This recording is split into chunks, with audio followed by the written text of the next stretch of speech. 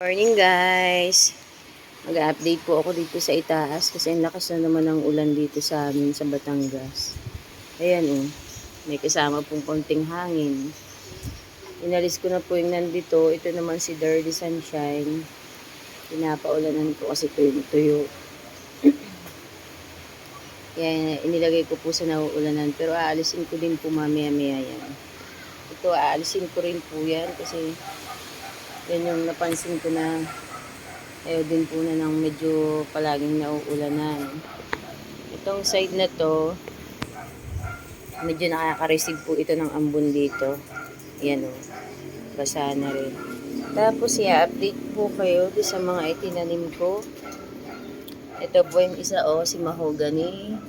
Okay na okay. Bali naglagas na po yung dalawang dahon niya na medyo natuyo na. Itong isa malapit na siyang matanggal din. Ayan, natanggal na nga po.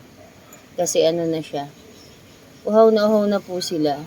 Tsaka ang napansin ko, matigas na yung nila, hindi na lanta. Kaya pwede na sigurong diligan bukas yan. Tapos itong isa, ito po. Ayan, okay na okay siya dyan. Hindi po yan naaambunan. Ayan. Parang nasa ilalim. Nakaka-receive po ng araw yan. Tapos ito yung isa.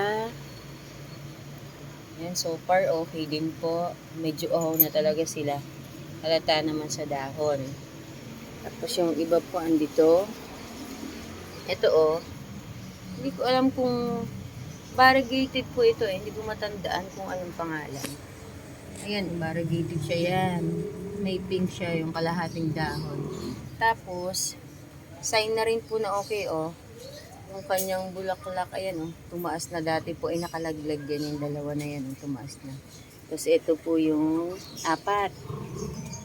Ito yung dalawa medyo tumaas na rin po yung mga dahon, sign na okay na. Ito yung dalawa, okay na rin. So far hindi naman po yung naaambunan dyan, pero sinicheck ko pa rin po kasi ayokong maambunan kasi baka mga mashi yung dahon. Tapos ito yung isa, okay din. So yan po sila. At itong side na to, as usual, lagi po yung basang-basa. Pero okay lang po yan, hindi ko siya inaalis, pati yung apple.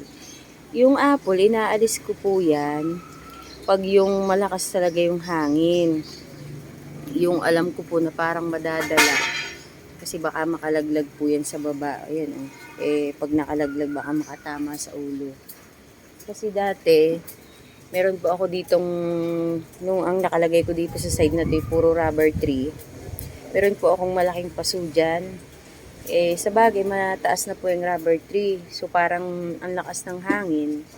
Ang nangyari, nahulog po yung paso dun sa baba. Buti na lang dun sa kabilang side, nahulog dito. So, wala namang nadaan dyan. Kasi dyan yung sa kabila namin, sa may greenhouse.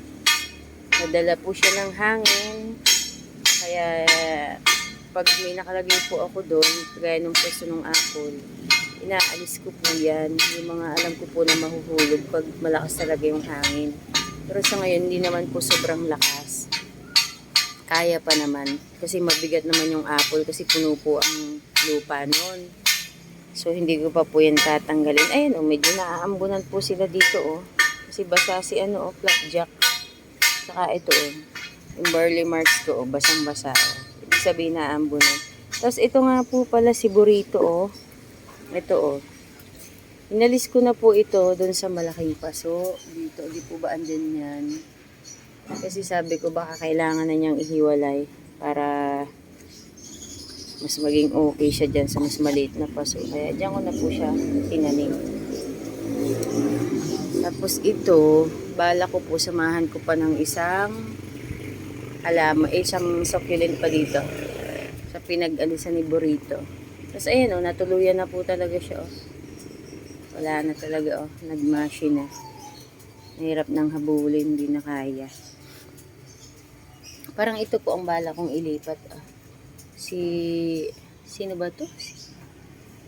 Natandaan kong si Id na to si Paul Banyan. Si Paul Banyan. Dito, isasama ko po yan dito. Sa malaking paso na to. At si Shooting Star. So far, okay na okay. Maganda. Lumalaki na po yung mga bibing inilagay ko na dahon. No? Ito. Tsaka ito. Tapos ito yung dalawa. Si Pretty and Pink yata po ito. Ito. Yung dalawa si Pretty and Pink. Tapos ito yung sinasabi ko sa inyo yung parang sensitive. Si Agaboids yata po ito. Tapos ito yung isa na hindi ko mag-gets kung gusto ba niya, hindi siya laging dinidilig kahit tuyot na tuyot. At saka ayaw niya yan, parang ang mga dahon niya ay nababasa pag nadidiligan. Kinabukasan, nagmamashi na siya. Ayan o. Ang dami po niyang baby o. Ayan o. Ano niyang baby sa ilalim. Pero ang tagal-tagal niyang lumaki. Ayan. Maulan na naman po. May bagyo kasi. So ito, aalisin ko na po ito maya-maya kasi naka-receive na siya ng ambon. So okay na siguro yan. Baka magmashi rin. So, paano guys? Hanggang dito na lang po ang aking update. At i-check ko naman po sa greenhouse yung ibang halaman ko. Baka mamaya meron na rin po doon na ayaw ng sobrang ulan kasi parang dalawang sunod na araw na pong ulan ng ulan. So, bye-bye po muna. Yung greenhouse naman po ang pupuntahan ko. Bye guys! Thank you for watching. Ingat po ang lahat kasi may bagyo po. Bye!